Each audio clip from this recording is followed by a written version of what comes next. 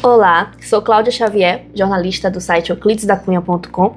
Estamos aqui através do quadro E Cultura com uma mulher que é símbolo de empoderamento. Hoje estamos aqui com a Graça César, mais conhecida como Pro Graça, né?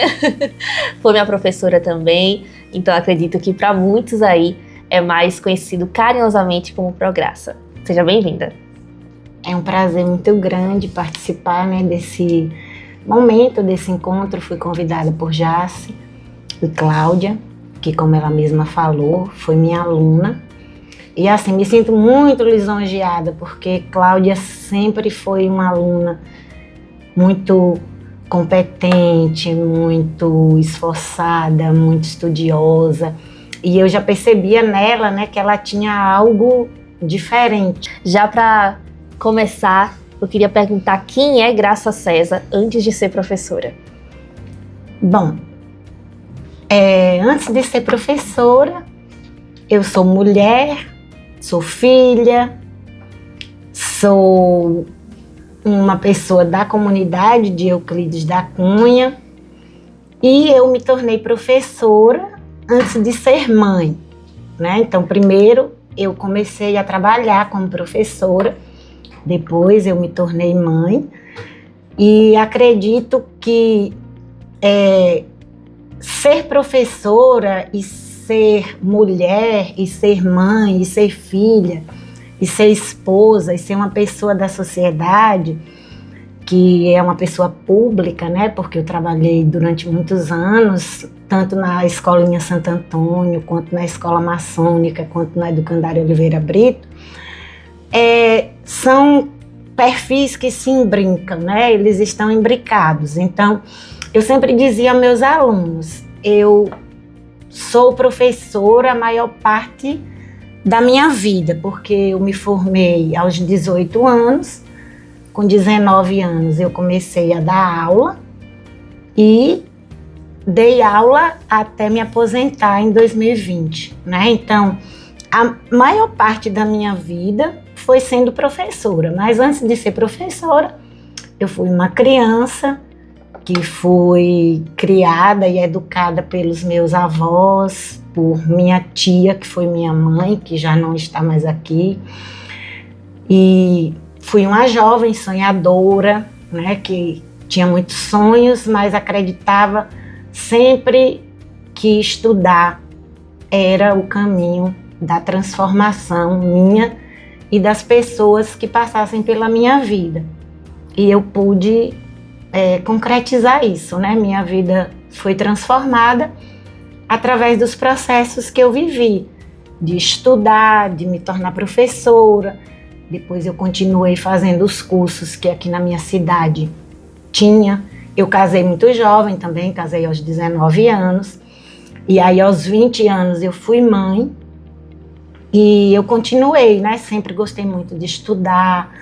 Eu sempre acreditei que a educação transformava as pessoas. E as pessoas podem transformar seus contextos.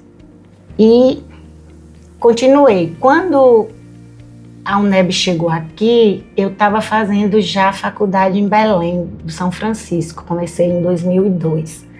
E aí, aquele sonho, da faculdade chegar à nossa cidade. E aí eu prestei vestibular. Fiz vestibular no mesmo ano que minha filha mais velha, Silvia Letícia, também prestou vestibular. Nós fizemos vestibular juntas. Ela passou para enfermagem e eu passei para letras. E aí fiz o meu curso aqui na UNEB e foi uma mudança muito boa na minha vida, através dos estudos na faculdade, que eu pude melhorar a minha prática como pessoa, como profissional. Então, eu fui essa jovem sonhadora. Hoje eu sou uma mulher já madura, continuo sonhando, acreditando na capacidade de mudança das pessoas, desde que elas queiram mudar, porque a gente só muda quando a gente acredita que é possível mudar e que a gente deseja transformar aquela nossa realidade.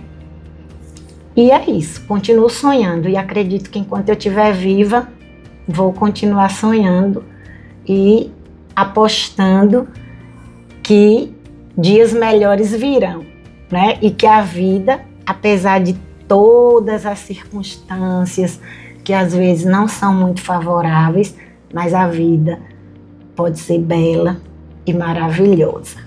Maravilha. E quais foram as suas maiores influências ou principais influências da sua infância que fizeram, que se tornaram aí essa mulher que você é hoje? Olha, eu tive uma infância de contato com muitas pessoas adultas, né? Como eu falei, eu fui criada por meus avós, por minhas tias, e eram todos adultos, mas eu tinha contato com meus irmãos, né? Apesar deles morarem em outra localidade, a gente sempre teve muito contato, nas férias, em momentos próximos. E eu brincava muito, né? Ao ar livre, com a natureza. Fui criada numa roça, como a gente chama, né? Que era esse o termo usado, né? Hoje a gente chama de sítio, chama de fazenda, mas era na zona rural.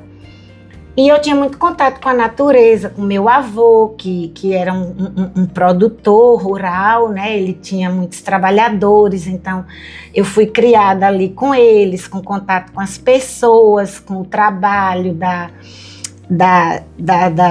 terra, né? O cultivo ali de tal.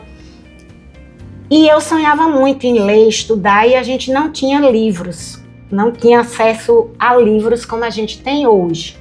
Os livros eram muito escassos, a gente encontrava poucos livros de literatura, principalmente nas escolas.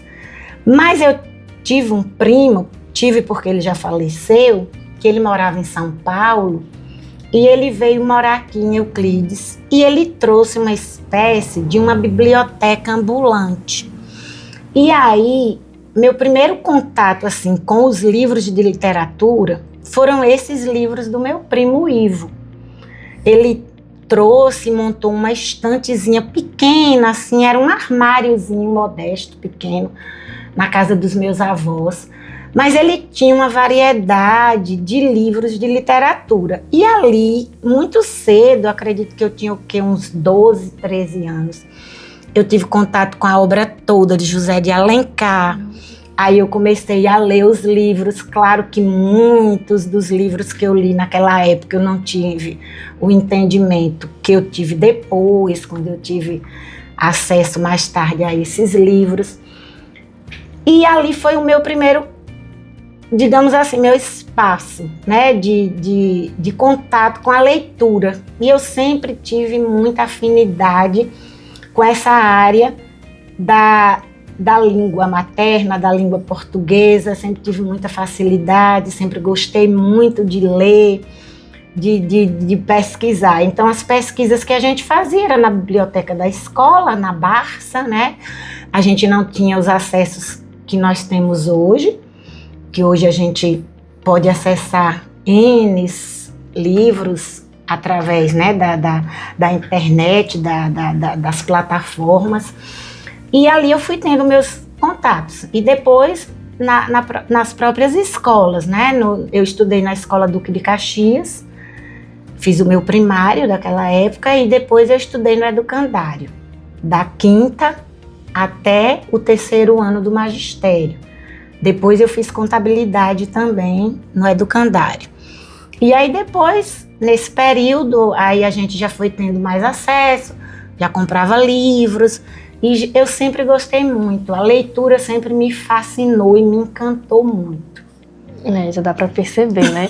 E já puxando esse gancho da literatura, a gente reflete que hoje as pessoas têm o acesso, mas infelizmente há uma pequena busca, né, na questão da literatura, do ler, né?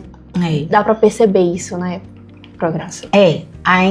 Eu acho ainda que os acessos aos livros ainda são poucos, né, dadas as circunstâncias de hoje, porque hoje a gente tem o mundo, né, na palma da mão, você acessa os mais variados livros, as mais variadas leituras. E por mais que a gente não goste de ler, eu sempre dizia para os meus alunos, eu dizia, você não gosta de ler porque você não encontrou um livro que lhe toque.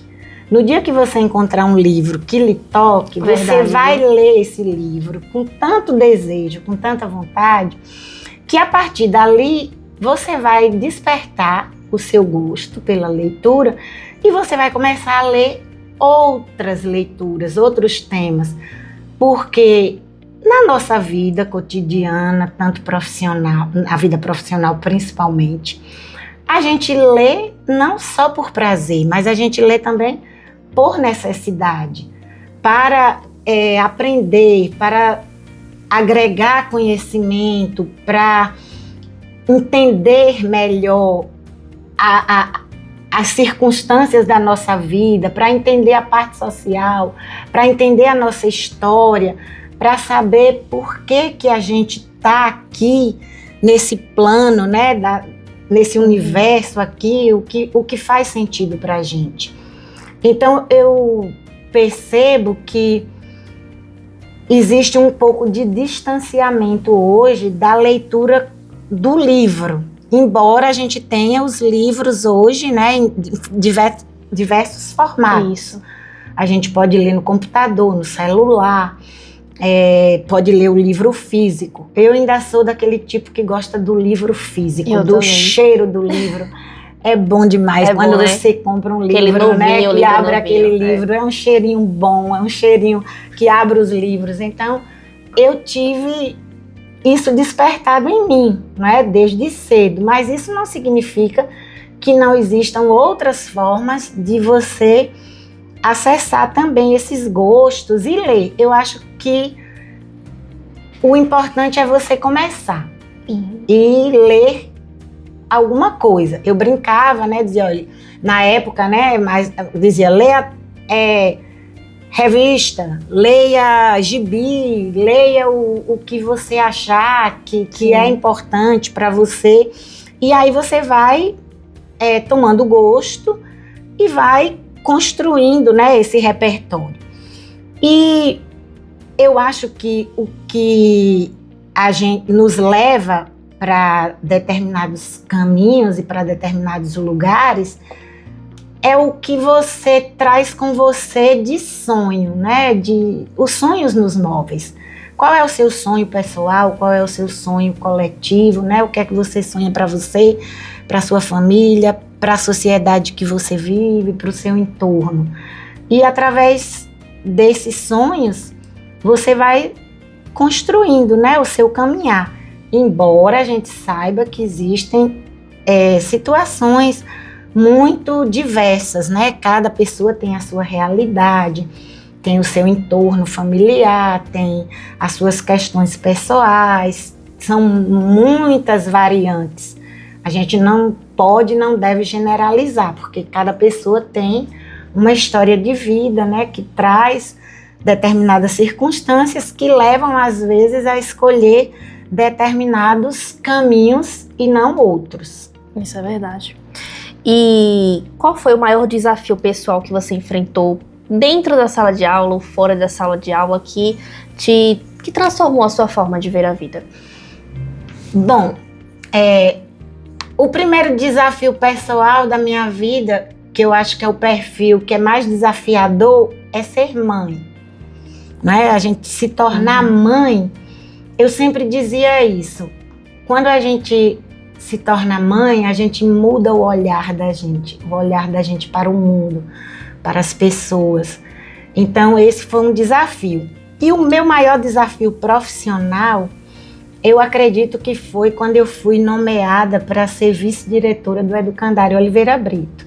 Porque, a princípio, era para eu ser vice-diretora da escola anexa, que era uma escola anexa ao Educandário, que foi uma escola criada para os estagiários do magistério exercerem lá o período do estágio e ter uma escola campo. Eu tive alguns problemas nas cordas vocais em 94 e eu precisei ser afastada da sala de aula. Então eu ficava com algumas colegas que me ajudavam. Na época eu trabalhava na escola maçônica, a dar aula, e eu ficava assessorando. Mas eu achava que não estava bom dessa forma. E aí, nessa época, não se tinha eleições para ser vice-diretor, diretora, era nomeada, né, pelos políticos da cidade. E aí, na época, eu conversei com a pessoa que estava na gestão e falei do meu problema de saúde, que seria mais viável que eu ficasse num cargo de vice-direção, porque teria uma professora nomeada para aquela sala de aula, para ficar com os alunos, né, para eles não serem prejudicados. E aí, a princípio, foi acordado isso, que eu seria vice-diretora da escola anexa. Tanto é que eu trabalhei o ano de 96 todo na escola anexa como vice-diretora. Só que quando chegou no final do ano, o Estado publicou dizendo que a minha designação, a minha nomeação havia sido feita para o Educandário Oliveira Brito, porque a escola anexa seria extinta, porque os cursos profissionalizantes já estavam entrando naquele processo de finalização, só iriam terminar os cursos que já haviam sido iniciados, e que a escola não teria como, que eu teria que ir para o Educandário Oliveira Brito. Então, eu trabalhava numa escola como a Santo Antônio, que é uma escola de pequeno porte, trabalhava na escola maçônica, que era uma escola de pequeno porte, e fiquei um ano na escola anexa, que também era uma escola de pequeno porte. E aí, quando eu recebi, né, esse ultimato, ou você vai ou você volta para a sala de aula. E como eu ainda estava com o problema, né, vocal, eu ainda estava fazendo tratamento, eu estava sem condição de ficar dando aula o tempo todo, eu decidi aceitar. E foi o maior desafio da minha vida. Eu costumo dizer que o educandário foi meu PhD em formação humana, porque eu pude aprender não só os conteúdos da gestão, porque depois eu tive que estudar, fiz curso de gestão, fiz qualificação, fiz pós-graduação em gestão, mas eu tive um contato com pessoas, com gente de todas as camadas sociais. E foi um desafio muito grande, porque foi uma mudança daquele período que a gente estava saindo de uma escola totalmente conservadora, tradicional, para uma escola democrática. Então foi um processo de implantação de novos paradigmas, de mudanças muito radicais, de enfrentamentos gigantescos. Então, na época, Jane assumiu como diretora, eu como vice-diretora do matutino, professora Marineide Marinho como vice-diretora do vespertino e professora Almira Canário como vice-diretora do noturno. Eram 4 mulheres, né? Éramos 4 mulheres para fazer as mudanças que pedia o momento e que exigia, que era necessário. A gente estudou muito, a gente trabalhou muito, e a sensação que a gente tinha na época era que a gente não fazia nada. A gente saía da escola exaustas, mas era uma sensação como se a gente não tivesse produzindo, porque assim, era aquele desejo de mudança, né, que estava na gente, que a gente queria uma escola realmente democrática. Mas imagine, até hoje a gente vê que as críticas são muito fortes com relação ao processo democrático no nosso país, né? Imagine uma escola que vinha naqueles moldes de uma vida inteira, naquele padrão, A escola era para poucos, a gente precisa compreender isso, não era de todos. A partir do momento que se implanta, né, uma escola democrática, se abre espaço para que todos cheguem a essa escola. Então, as matrículas eram imensas. Na época, a gente trabalhava de quinta ao terceiro ano do ensino médio. Ainda tinha o curso de contabilidade e o curso de magistério, que estava terminando. Todas essas mudanças, né, acontecendo. E a gente ali, aprendendo no dia a dia, porque nenhuma de nós tinha experiência como gestora. A gente foi construindo o nosso caminho, caminhando, fazendo, errando, voltando para refazer o que não tinha dado certo, aprendendo muito. E até hoje, quando eu encontro com elas, né, que a gente conversa com Jane, aí eu digo, hoje, depois que a gente saiu da escola e que a gente percebe o quanto de mudança a gente fez naquela escola durante todo o período que a gente passou lá. E não foram mudanças poucas, e não foi pouca coisa. Foram mudanças muito significativas, né? Nós levamos muitos nomes pejorativos, né? Nomes que não eram muito bons, mas nós também tivemos o reconhecimento de uma parcela muito significativa da comunidade escolar. Tivemos apoio de muitos colegas, de muitos professores que vestiram a camisa, que abraçaram a causa, que só com esse trabalho coletivo que a gente pôde implementar todas as mudanças que nós implementamos naquela escola. E ter um saldo positivo, porque quando a gente olha para trás, né, no retrovisor, e a gente vê o caminho dos nossos alunos, que a grande maioria conseguiu ter uma trajetória como gostaria.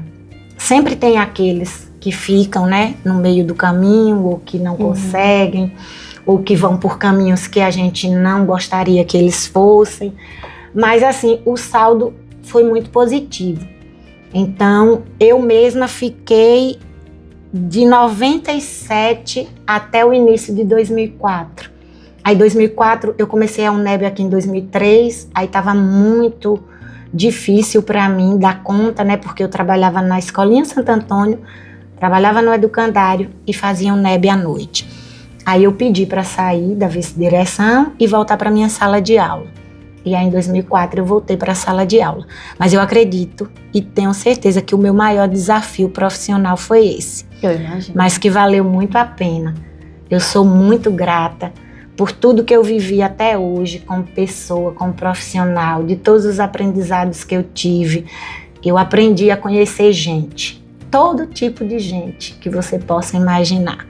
Pessoas muito maravilhosas, outras nem tanto, pessoas medianas, e como é a vida, né? Porque a vida da gente é feita disso, a gente não tem só pessoas boas no nosso caminho, pessoas que agregam, a gente tem também as pedrinhas que a gente vai encontrando, mas que a gente vai sabendo contornar e levar da melhor forma que foi possível naquele momento. Sim. E aí, já puxando esse gancho, né, que já era a próxima pergunta, você falou que foram 4 mulheres, né? Sim. E aí, com certeza, né, seria a próxima pergunta, que se você acredita que ser mulher impactou a sua trajetória. A gente sabe, né, que ser mulher hoje em dia é babado. Imagine há anos atrás, né, em 97, 2000. Então, com certeza, eu acredito que ser mulher impactou a sua trajetória, mas de que maneira, em que momentos isso ficou mais evidente e como você contornou isso para sua realidade atual? Ser mulher já é viver em alerta o tempo inteiro, né? O fato da gente ser mulher já nos condiciona a pensar na roupa que a gente vai usar, a hora que a gente vai sair de casa, se a gente vai passar por uma rua que não é muito movimentada a determinado horário. eu acredito que a maioria dos homens não viva isso, né? Não tem esses problemas. E o peso é maior profissionalmente, né? E o peso profissionalmente. Tem os desafios muito grandes de ser mulher, né? Eu lembro que em 83 eu dei aula à noite no educandário. Foi um desafio. Eu havia terminado meu curso em 82 de magistério. E aí, a professora Lúcia Menezes dava aula à noite de língua portuguesa e ela foi convidada para ser secretária de educação do município.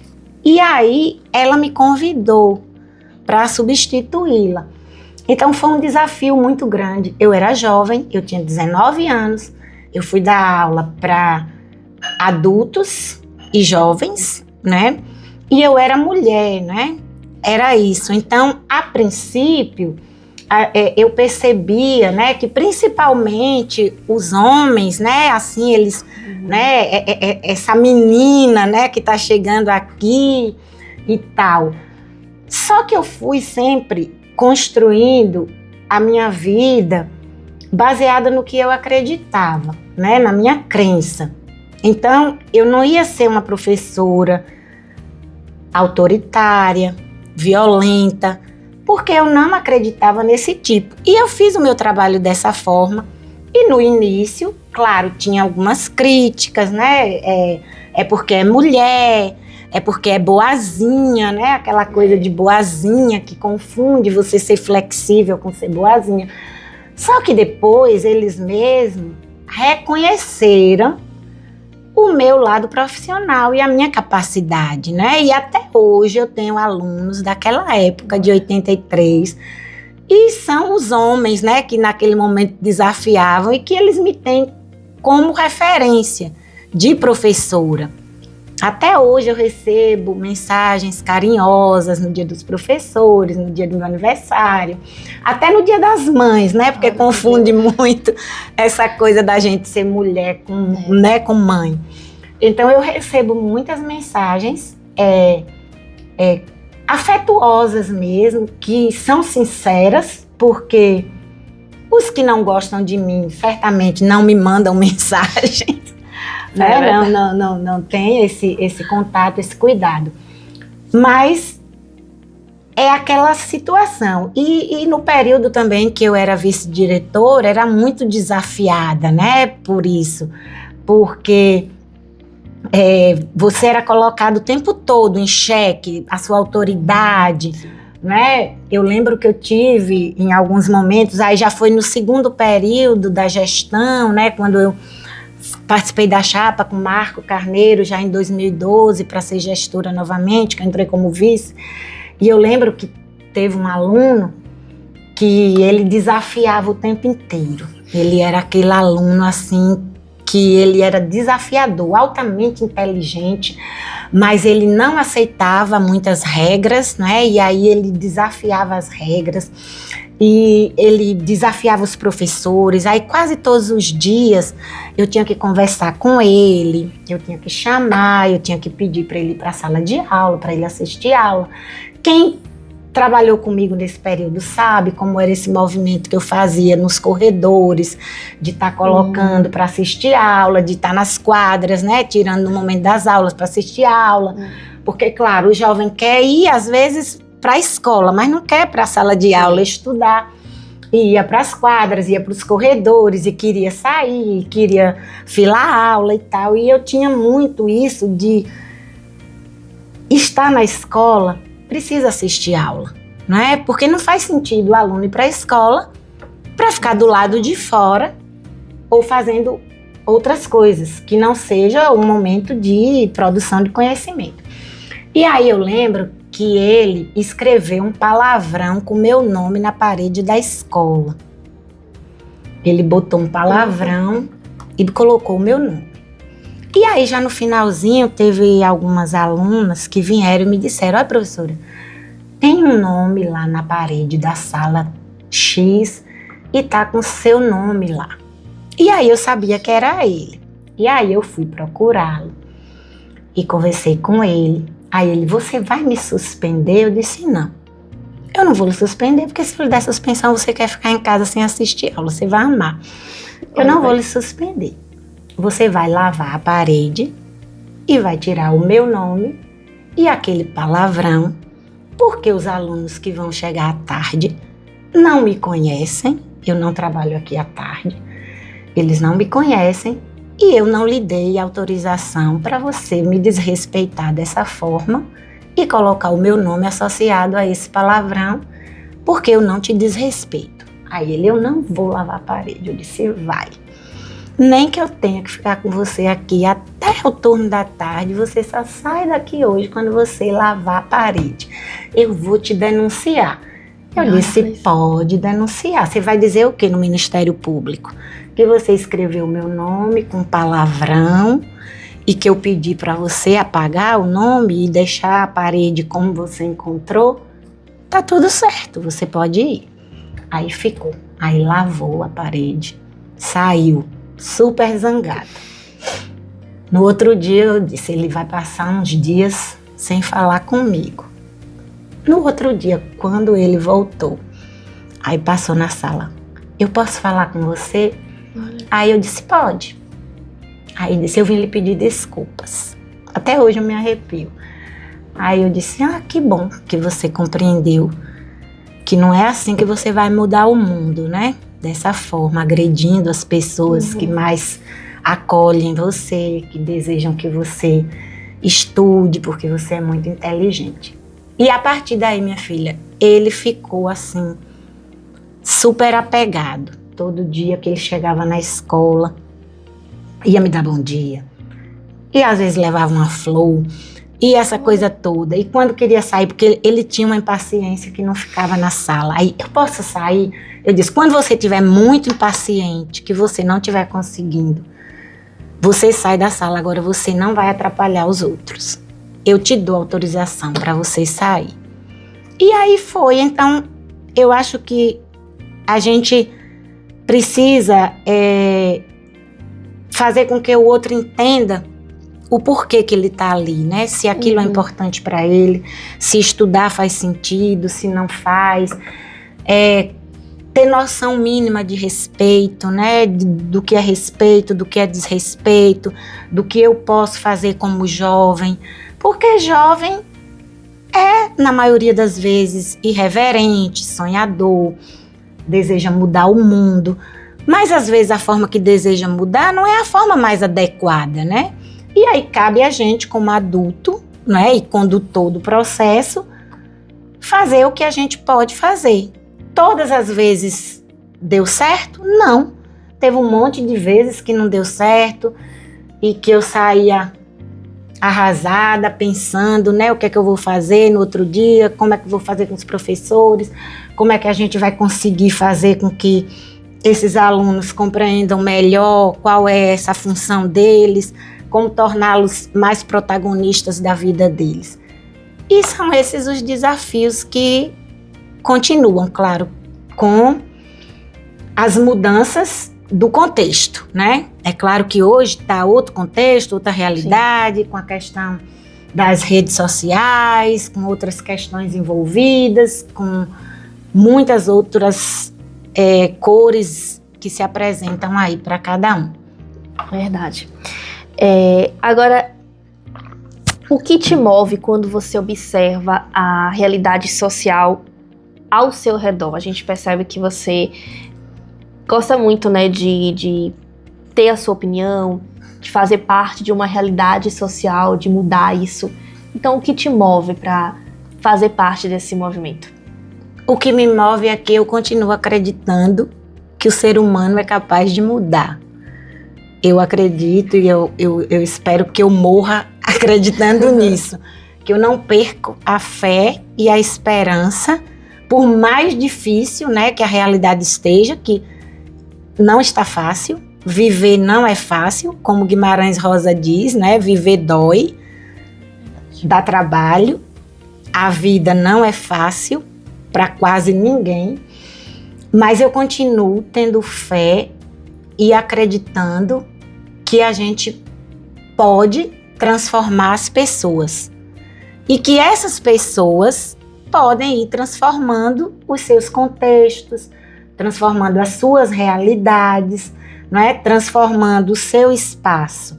Se a gente lavar as mãos, não é? E achar que nada mais pode ser feito, o caos que já está aí vai piorar cada vez mais. Então, eu continuo acreditando que nós precisamos ser a mudança que a gente deseja para o mundo. Eu não posso querer um país mais justo, né? Menos injusto, com menos desigualdade, se eu continuo fazendo ações que vão contribuir para essa maior desigualdade, para maiores injustiças. Então, eu preciso ser a mudança que eu quero, que eu acredito. E eu vou fazendo a mudança nos meus pequenos espaços, na minha casa, na minha família, nas escolas onde eu trabalhei, nas minhas salas de aula, né? Sempre mostrando com atitudes, não só com palavras, porque eu acho que as palavras, elas podem passar, podem voar, né? Podem se perder, mas as atitudes, as ações, elas permanecem. E eu acredito que o que ficou do meu trabalho enquanto gestora, enquanto docente, foi o que eu fiz de concreto, né? As ações que eu fiz naquele período que eu estava nas escolas e que marcaram a vida das pessoas que passaram pela minha vida. Verdade, bonito. Agora, como mulher madura, vamos falar assim, né? Que realmente é verdade, já né? quase velhinha. A gente vai... Não, para com isso. A gente vai amadurecendo, né? E a gente vê nas suas palavras, na sua trajetória de vida. E que conselho você dá para os jovens, as mulheres, né? Qual o conselho que você dá para essas pessoas que assistem agora, que ainda não encontrou forças para seguir o seu sonho, né? O que realmente deseja? Olha, eu acredito que a gente precisa ser o que a gente é de verdade. A gente não pode performar o tempo inteiro. Ficar performando, fazendo personagens, né? E para caber nos espaços, para agradar os outros, para atender às expectativas alheias. Vai existir momentos que a gente vai desagradar, mas é importante que a gente também se agrade. Então, o conselho que eu continuo dando é que os jovens estudem. Estudar é o caminho mais viável para a gente ascender socialmente. Quando eu falo ascender socialmente, eu não estou dizendo que estudar vai nos tornar pessoas ricas, não. Mas vai nos tornar pessoas com capacidade de conseguir um trabalho que garanta uma vida com dignidade, uma vida confortável, né? Uma vida que seja digna de qualquer ser humano, porque eu acredito que todo ser humano merece ter uma vida minimamente digna, né? Ter os acessos aos bens de consumo que são essenciais à sobrevivência de qualquer pessoa. E como a gente não é herdeiro, não é rico, né? Não, então o caminho é estudar, é trabalhar e conseguir viver de uma forma digna. Para as mulheres, eu digo que não abram mão da sua vida, do seu sonho, por ninguém. Por ninguém. É importante ter uma pessoa do nosso lado, uma pessoa que vai dividir a vida com a gente, é maravilhoso. Mas essa pessoa precisa chegar para agregar, para somar, não para te diminuir. Então eu acredito que uma mulher só pode ter a sua liberdade se ela tiver condição primeiro de se sustentar. Porque ninguém tem liberdade. A gente já tem uma liberdade meio que cerceada, né? Eu digo que a liberdade nossa é uma porta entreaberta, não é uma porta escancarada, porque a liberdade nossa termina quando eu vou invadir para a liberdade do outro, para o desrespeito à liberdade do outro, à vida do outro. Então a gente só pode ter uma liberdade se a gente tiver como se sustentar financeiramente, emocionalmente, porque às vezes a gente tem até o sustento financeiro, mas você não tem um aparato emocional que te ampare para você romper uma relação que não está te fazendo bem, que não é saudável, que não te acrescenta, que te diminui. Então, para você, como mulher, ser mulher, eu acredito que você precisa ser você, com seus gostos, com a sua identidade, com as suas crenças, com seus valores, com a sua liberdade, né? E com aquilo que você acredita que é a sua verdade, que é bom para você, que te faz bem. Porque de nada adianta você estar dividindo a sua vida com alguém que não te respeita, que não te valoriza, que não te impulsiona para ser você, para alçar os voos que você gostaria de alcançar.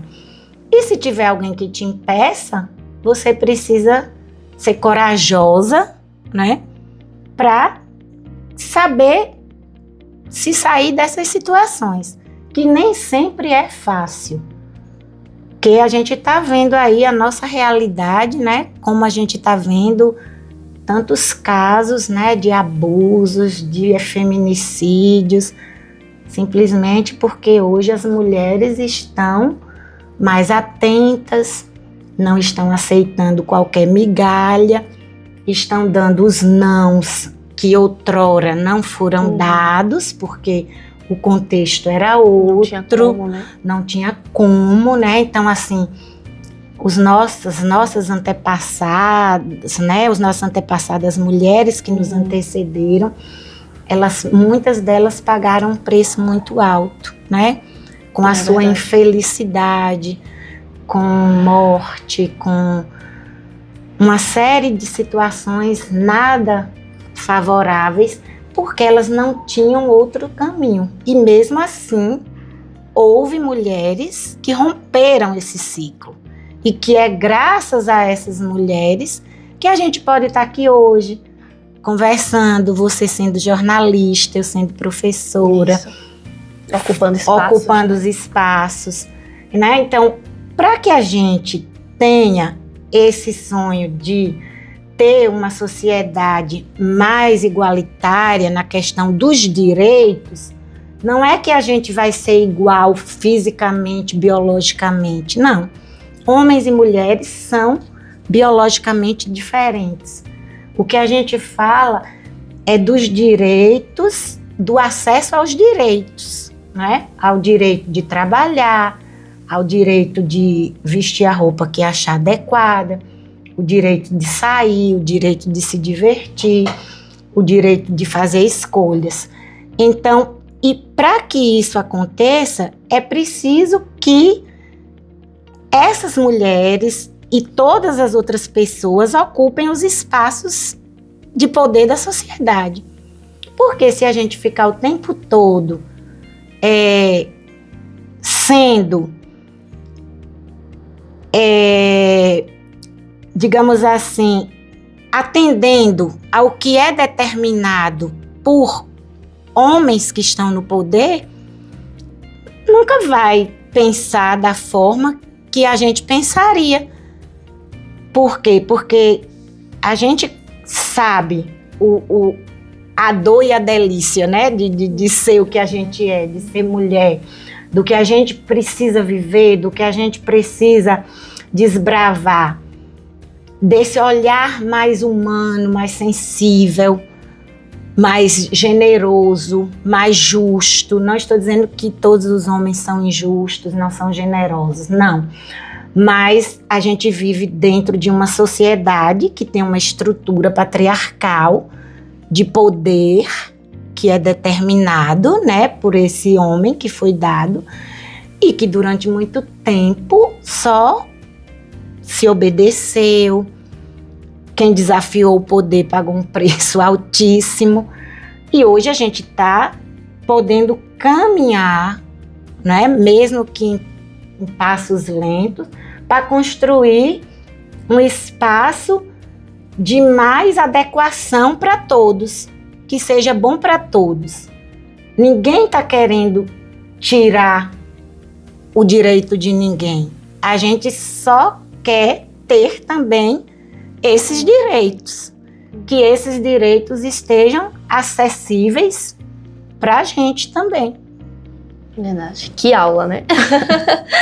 É isso. Primeiramente, obrigada, Prograça, que foi minha professora, e tive a honra, o prazer de ser sua aluna. E sendo sua aluna, eu pude fazer uma transformação da minha vida, porque foi através da sua aula, dos seus ensinamentos, que eu tive o amor e o prazer da leitura e que possibilitou estar aqui hoje. Então, obrigada. E que continue sendo essa mulher que com certeza inspira não só a sua família, as mulheres da sua família, mas outras mulheres também. Muito obrigada, viu? Eu que agradeço, obrigada. Foi um prazer enorme estar aqui com você, agradeço. Conversar, trocar as ideias e vê-la hoje já como uma profissional. Não mais aquela minha aluna adolescente, já uma mulher feita, né? Verdade. E dona de si. muitos caminhos ainda para percorrer, mas com certeza. Estar aqui já é uma com vitória. Certeza. Obrigada. Você está só começando. Verdade. Muitas obrigada, outras viu? conquistas. E eu que agradeço. Obrigada. Foi um bate-papo do quadro Ecultura com a Prograça. E até breve.